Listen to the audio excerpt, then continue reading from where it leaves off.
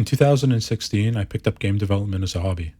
I was only really a novice in Java at the time, but I love video games and I wanted to make my own. But that was 7 years ago. I'm 23 now and I still haven't made a single game. It's not like I was doing nothing though. I made my fair share of clones and prototypes during those years, as well as learn how to make some pixel art, music via the piano, and most importantly, learn a whole bunch of programming while doing my degree. But none of that changes the fact that if somebody asked me to show them a tangible and published game dev project that I've made, I'd come up empty handed. So it's time I change that. I'm giving myself a year to make a full game with no engine that I can publish on Steam or itch and be proud of. So let's start with the idea. The idea I have is to make a hybrid of a survival and a tower defense game in a winter setting. The goal will be primarily to defend your base during the day and have it be threatened at night. It's simple and may not be the most unique idea ever, but I think it'll start to shine once I start delving into the game a little bit more.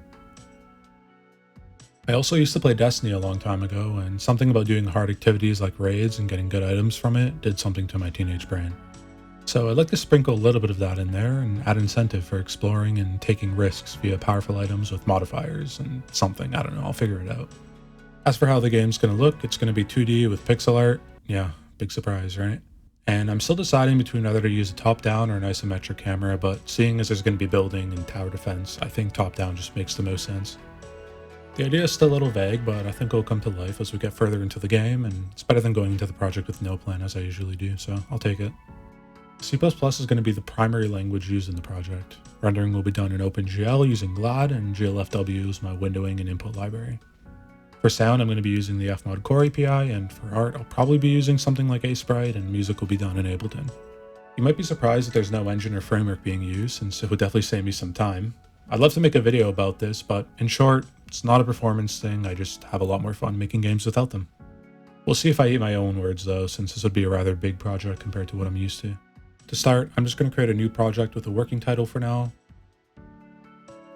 and then set up some properties within the project to link all of the libraries that I'm going to use and make sure it all builds correctly, blah blah blah, the boring starter stuff. Let's just get into the code.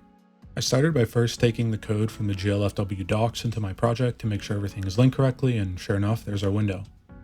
Alright, now it's time to set up a shader class that I can use to load shaders from text files, and it wraps up all of the OpenGL calls for me into a nice class. That way I don't have to write 10 lines of code every time I want to make a new shader, and instead I could just use one of these objects. With shaders out of the way, I'm going to abstract the window logic into its own class, as well as move all the code into a centralized game file, which will contain the game loop, manage scenes, and hold on to some globals that I may need. The game loop is going to use variable time-step rendering with fixed time-step physics, which basically just means it will render as fast as it can, but physics will happen in predictable chunks of time, which will help keep things consistent. The final thing I want to make is a quick render, just to get a little rectangle on screen to show something, I guess.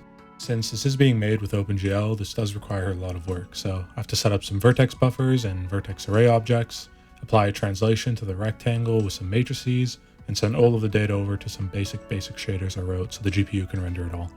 Still though, just basic OpenGL for now, and I'm going to expand and improve upon this render sooner rather than later. Putting it all together, I have a cool little rectangle that I can move around my screen with my keyboard. It's not much, but this is the foundation I'm going to be building upon in the future devlogs. This video mainly serves just as an introduction and a way for me to play around with video editing, so I promise things will get a little bit more technical in the future. Alright, see ya.